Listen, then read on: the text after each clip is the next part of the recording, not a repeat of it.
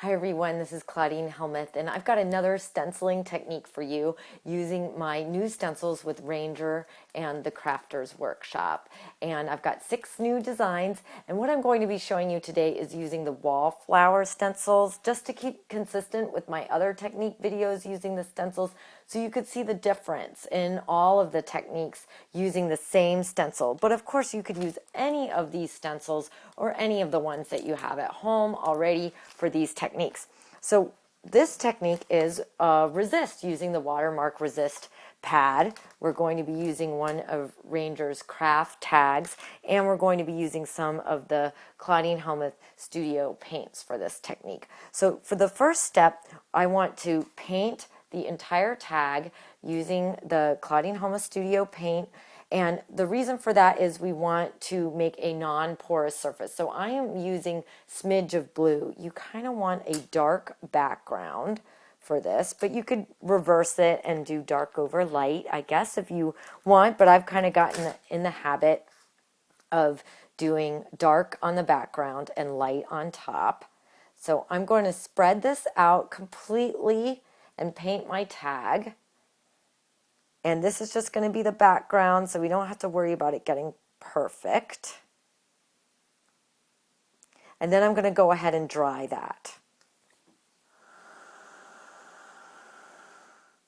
So now that my tag is dry, I've gone ahead and laid my stencil on top.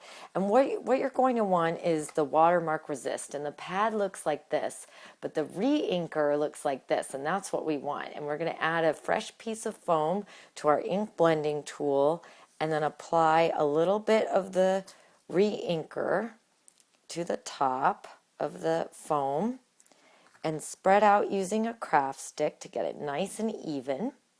And then you're going to tap the Watermark resist ink through your stencil. Hold your stencil firmly in place so it doesn't wiggle around, because the Watermark resist ink is actually kind of slippery. So once you've got it all on there, pull it off and you can kind of see the pattern that's already happening. Now don't let this dry. Don't heat dry it like you would normally with the Watermark resist. We're going to add a wash of color on top.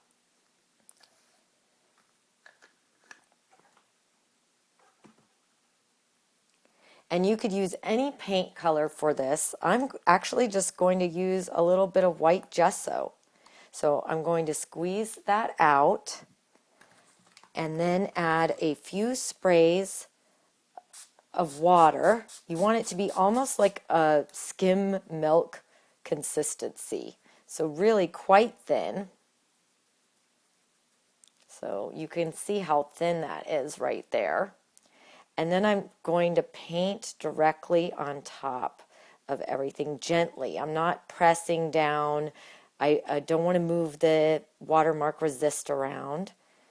Almost puddling the gesso water on there.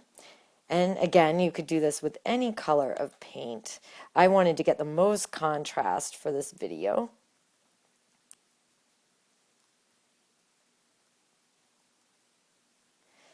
So you can see where it's resisting already. If you want, you can give it a little mist of water to bring out that resist even more. And let it spread around. And now the most exciting part is when it starts to dry. And I like to speed this process along with the heat tool, because it's going to freeze some of these beautiful puddles into place. And you can still manipulate some of the watery gesso around if you feel it's getting too puddly in some areas. But there's a short window of playing around with it. You don't want to over play around with it and lose the effect. And I really like all these little dots that are happening in here, so I'm making sure not to ruin those. So now dry it, and we'll freeze all of these beautiful puddles into place.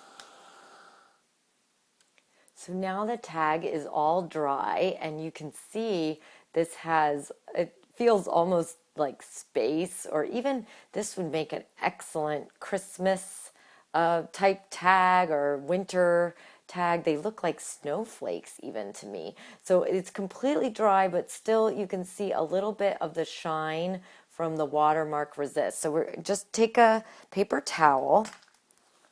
First, it helps if you clean off your area just a little bit. So then just take a paper towel and wipe off the excess. You could even add a little bit of water to your paper towel, and that will also remove some of the shine from the Watermark Resist. And there you have a Watermark Resist technique using stencils.